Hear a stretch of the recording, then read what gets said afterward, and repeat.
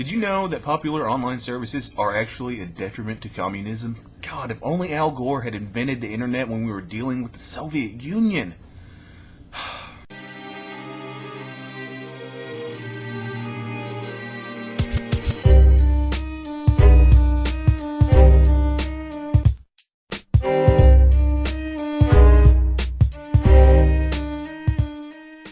So, here we sit the day before the anniversary of the Tiananmen Square massacre. For those of you who don't know your history, Tiananmen Square was the site of a series of demonstrations and protests geared towards pro-democracy and anti-corruption. These protests started on April 14th, 1989, and were led mainly by students and intellectuals who had a strong opposition to communism. The entire thing was sparked by the death of a prominent pro-democratic Chinese official and lasted 7 weeks until June 4th. And on that date, the People's Republic of China sent tanks in to clear out the protests, which resulted in 241 dead and 7,000 wounded, according to the official Chinese government statement. Tomorrow marks the 20th anniversary of the massacre, and Chinese officials are now scrambling to block all these popular internet sites, mainly Twitter, Hotmail, and Flickr, to curb what they could only call civil unrest. Now, I can see how email and photo sharing could lead to a repeat of those horrible events 20 years ago. With the internet, information can be sent at the push of a button, in the blink of an eye, and it can gather together like-minded people in a relatively short period of time. But Twitter, from my point of view, is an entirely different story. Freedom, democracy, the pursuit of happiness, these are all philosophical subjects that can be sat down and talked about for days on end. So what I want to know is, how in the hell are you going to sit down and spread dissension in 140 characters or less? Honestly, I mean, what does China think? That all these pro-democratic movements are going to sit there and use Twitter as this cunningly concealed way to stage a freaking revolution? It's like you're somebody's grandparent and you don't understand how technology works, so you just sit there for a little while and you play with it like this, huh?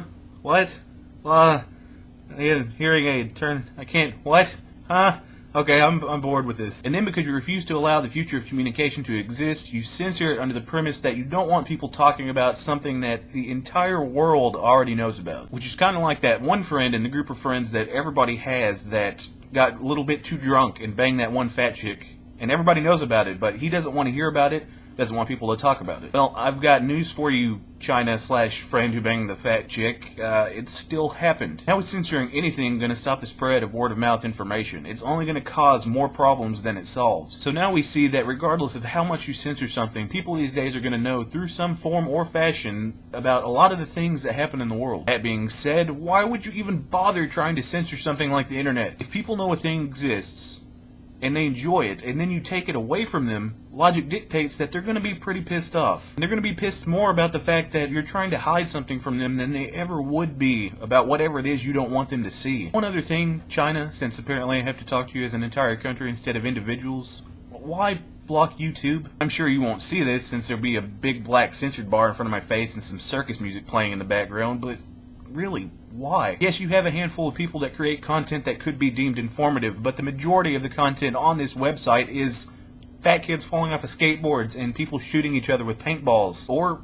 maybe I do see the connection. When I watched Boxy Babe and saw people twittering about American Idol, I felt a sudden urge of pro-democracy. When I say pro-democracy, I mean I wanted to smash the nearest inanimate object. China, come on, bring it in. Just have a couple of drinks, China. Dim the lights. Light some candles, put on some incense, get the tissues out, and use the internet to its full extent. There is plenty of porn to keep the masses happy.